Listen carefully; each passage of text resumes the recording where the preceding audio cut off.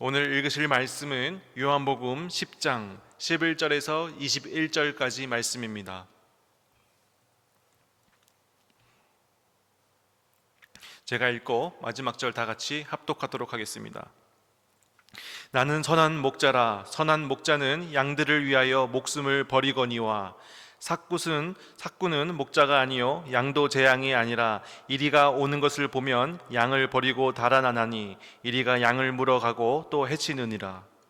달아나는 것은 그가 삭군인 까닭에 양을 돌보지 아니함이나 나는 선한 목자라. 나는 내 양을 알고 양도 나를 아는 것이 아버지께서 나를 아시고 내가 아버지를 아는 것 같으니 나는 양을 위하여 목숨을 버리노라. 또 이 우리에 들지 아니한 다른 양들이 내게 있어 내가 인도해야 할 터이니 그들도 내 음성을 듣고 한 무리가 되어 한 목자에게 있으리라. 내가 내 목숨을 버리는 것은 그것을 내가 다시 얻기 위함이니 이로 말미암아 아버지께서 나를 사랑하시느니라. 이를 내게서 빼앗는 자가 있는 것이 아니라 내가 스스로 버리노라. 나를 버릴 권세도 있고 나 다시 얻을 권세도 있으니 이 계명은 내 아버지에게서 받았노라 하시니라. 이 말씀으로 말미암아 유대인 중에 다시 분쟁이 일어나니 그 중에 많은 사람이 말하되 그가 귀신 들려 미쳤거늘 어찌하여 그 말을 듣느냐 하며. 마지막 절 다 같이 읽겠습니다. 어떤 사람은 말하되 이 말은 귀신 들린 자의 말이 아니라 귀신이 맹인의 눈을 뜨게 할 수 있느냐 하더라. 아멘. 우리 성도들은 치열하고 힘든 영적 싸움을 하는 그 삶의 현장에서 매일 살아가는 존재입니다. 우리의 주변에는 이리와 같이 우리를 예수님과의 관계에서 끊어버리려고 하는, 또 신앙을 잃게 만들게 하는 그 무시무시한 존재들로 득실거립니다. 성경은 그럼에도 우리가 이 세상 가운데서 빛과 소금의 역할을 감당하며 끝까지 거룩한 존재, 그리고 구별된 존재로서 살아가야 함을 이야기하고 있습니다. 도무지 거룩할 수 없는 영역에서도조차, 또 우리의 직장, 일터, 사업장, 가정, 우리의 삶의 모든 전 영역 가운데 우리는 구별되어서 하나님의 가치관으로 또 세상 사람들과 다르게 살아가야 하는 것, 이것은 여간 쉬운 일이 아닙니다. 때로는 신앙을 지키기 위해서 손해를 보아야 하고, 또 때로는 신앙을 지킨다는 이유로 손가락질과 비난을 받아야 합니다. 그때 예수님께서는 선한 목자로서 우리들 가운데 찾아오셔서 우리를 그냥 내버려 두지 아니하시고 우리를 보호해 주시고 우리를 지켜주시고 우리를 인도해 주신다는 것입니다. 하나님의 가장 큰 형벌 중에 하나는 바로 내버려 두심입니다. 예수 그리스도의 십자가의 복음을 끝까지 듣지 않고 거부하는 그런 자들에게는 하나님은 그들이 죄를 지어도 그냥 내버려 두십니다. 결국 그들은 더욱더 깊은 죄악의 길로 가게 되고 그들의 삶 가운데 구원의 기쁨, 구원의 감격, 그리고 진정한 평강을 누리지 못하게 됩니다. 하지만 우리는 하나님의 자녀, 하나님의 양입니다. 목자 되시는 예수님께서 우리를 끝까지 포기하지 않으시고 또 우리가 어디로 가든지 예수님은 우리를 지켜주십니다. 우리가 잘못된 길로 빠질 때 우리를 그냥 내버려 두지 아니하시고 징계를 하셔서라도 결국 우리를 의의 길로 인도해 주십니다. 이것이 선한 목자의 사랑을 받는 하나님의 자녀의 특권입니다. 예수님은 오늘 본문을 통해서 자신을 가리켜서 선한 목자라고 말씀하셨습니다. 예수님께서 보여주시는 이 선한 목자의 특징은 양을 위해서 자기의 목숨을 버리는 것에 있습니다. 여기서 양들을 위하여 예수님께서 목숨을 버리신다는 것은 예수님의 대속적 죽음, 예수님의 십자가의 죽음을 의미합니다. 예수님을 가리켜 세상 죄를 지고 가는 하나님의 어린 양이라고 이 세례 요한은 증언하였습니다. 선한 목자 되시는 예수님은 십자가에서 자신의 양을 위해서 또 그들의 죄를 위해서 대신해서 자신의 목숨을 버리셨습니다. 양을 위해 희생하는 선한 목자, 그리고 우리들의 죄를 위하여 십자가에서 죽으신 그분이 바로 예수 그리스도이십니다. 예수님을 통해서 우리를 얽매고 있는 우리의 죄들이 해결되어졌고, 또 우리는 천국을 바라보면서 천국을 소망하면서 하루하루를 살아갈 수 있게 되었습니다. 예수님께서 자신의 목숨까지 내어주시는 그런 선한 목자이신 반면에 삭군 목자가 있다라고 말씀하셨습니다. 삭군은 말 그대로 삭슬 위해서, 또 보수를 위해서, 돈을 위해서 양을 치는 사람입니다. 진짜 진정으로 양을 사랑해서 양을 돌보는 사람이 아니라 자신의 유익을 위해서 양을 치는 사람입니다. 그래서 이 이리가 양을 잡아먹기 위해서 양들을 공격해 올 때 이 삭군 목자는 자신이 피해를 입을까봐 두려워서 양을 버리고 도망칩니다. 그 결과 삭군에 의해 보호받던 양들은 결국 다 이리에 잡아먹혀 죽게 됩니다. 여기서 이리는 성도를 해치려는 시련과 고난이라고 할 수 있습니다. 그리고 그리스도의 양을 데리고 가려는 세상적 가치관이라고 할 수 있습니다. 또 예수님과의 관계를 끊으려고 하는 사단 마귀로 해석될 수도 있습니다. 영적 전쟁을 하면서 살아가는 우리들에게 시련과 고난이 있지만, 자신의 양을 이리 따위가 물어가더라도 예수님은 우리가 절대 죽임을 당하지 않도록 우리를 끝까지 보호해 주시고 지켜주시고 자신의 목숨을 내어주시면서까지 살리시는 선한 목자, 그 예수님의 모습을 오늘 본문 말씀을 통해서 우리는 볼 수 있습니다. 마태복음 18장 12절에 보면 너희 생각에는 어떠하냐? 만일 어떤 사람이 양 100마리가 있는데 그 중에 하나가 길을 잃었으면 그 99마리를 산에 두고 가서 길을 잃은 양을 찾지 않겠느냐라고 말씀하시면서, 이처럼 우리 삶에 그 한 사람의 영혼도 포기하지 않으시는, 끝까지 찾아오시는 그 목자 되시는 예수님을 우리는 오늘 본문을 통해서 다시 알게 되고 우리는 감사하게 됩니다. 우리는 하나님의 양입니다. 우리의 삶 가운데 어떠한 시련과 고난이 있다 하더라도 예수님께서는 나머지 99마리의 그 양을 산에 두고서라도 끝까지 우리의 삶을 포기하지 않으시고 우리의 삶을 지켜주실 것으로 믿습니다. 예수님이 선한 목자라면 삭군 목자들은 누구를 의미하는 것일까요? 바로 바리새인들과 사두개인을 의미합니다. 이는 겉으로는 그 유대인들의 종교적 행위들을 하고 있는 것으로 보이지만 속으로는 자신의 탐욕을 이루기 위해서 살아가는 자들을 의미합니다. 이들은 사람들의 영혼을 하나님께 인도하는 것은 전혀 관심이 없고 오직 자기의 사리사욕을 채우는 데만 혈안이 되어 있습니다. 그래서 이러한 종교자들 밑에서 지도받는 유대인들은 그들의 영혼은 죽어갈 수밖에 없었습니다. 이와 대조적으로 14절에서 예수님은 나는 선한 목자라, 나는 내 양을 알고 양도 나를 안다라고 말씀하시면서 다시 한 번 더 자신이 선한 목자이심을 강조하시며 자신과 양은 서로 잘 아는 관계라고 말씀하셨습니다. 어제 요한복음 10장 또 3절에서 4절까지 저희들이 본 것 같이 양들은 그 목자의 음성을 알아듣기까지 합니다. 그만큼 목자와 양들은 서로 친밀한 관계를 가지고 있습니다. 예수님은 자신에게 속한 양들과 자신이 서로 친밀한 관계에 있음을 말씀하셨습니다. 우리는 어떻습니까? 정말 예수님과의 친밀한 관계 속에서 예수님의 음성을 들으면서 우리는 하루하루 살아가고 있습니까? 세상 속의 수많은 외침 가운데 그 예수님의 음성을 인식하면서 우리는 살아가고 있습니까? 우리는 말씀과 기도를 통해서 선포되는 그 예수님의 음성을 매일 듣고 그 음성을 인식하고 순종하는 삶을 우리는 살아야 될 것입니다.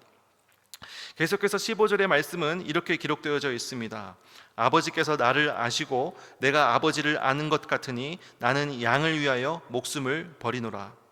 여기서 완벽한 그리스도와 성도와의 관계, 그 연합의 교리가 나오게 됩니다. 성부 하나님과 성자 예수님이 한 몸이 되듯이 예수 그리스도와 그 안에 있는 그 하나님의 자녀들은 하나가 된다는 것입니다.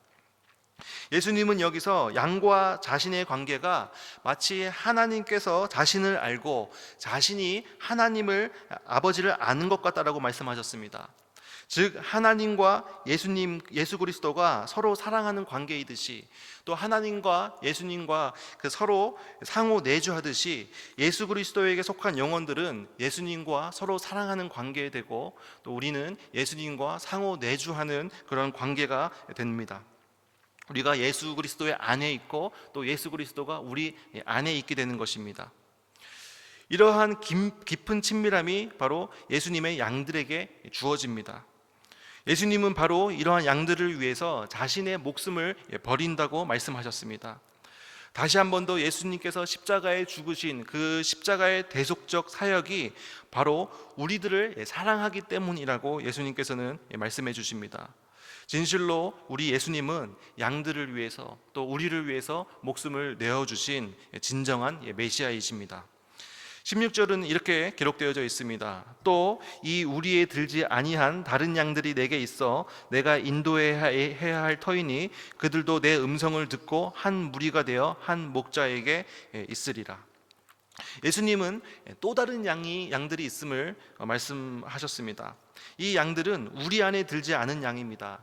그러나 곧 우리 안으로 들어오게 될 양들입니다. 이들은 누구일까요? 바로 이스라엘 밖에 있는 이방인들을 의미합니다. 예수님의 주된 사역은 그 이스라엘 히브리인들을 대상으로 이루어졌습니다. 그러나 이방인 선교에 대한 그 예수님의 관점, 그 예수님의 사랑이 그 성경 곳곳에 드러납니다. 예를 들어 그 요한복음의 사마리아 여인의 구원의 사건, 이러한 이방인의 구원에 대해 그 예수님의 관점을 잘 보여줍니다. 당시에 이방인으로 여겨지고 또 개와 같이 굉장히 천하게 취급받았던, 그런 취급을 받았던 사마리아 사람들을 구원하심으로 예수님은 복음이 유대인이라는 울타리를 넘어서 이방인들에게 그 영혼들에게 포함될 것을 예수님께서는 말씀해 주셨습니다. 이들이 바로 16절에서 예수님께서 말씀하신 우리에 들지 아니한 다른 양들입니다. 지금 이 시간 이 하나님의 말씀을 듣고 있는 이 우리들도 바로 이 우리 안에 들지 않은 양들 가운데 포함됩니다.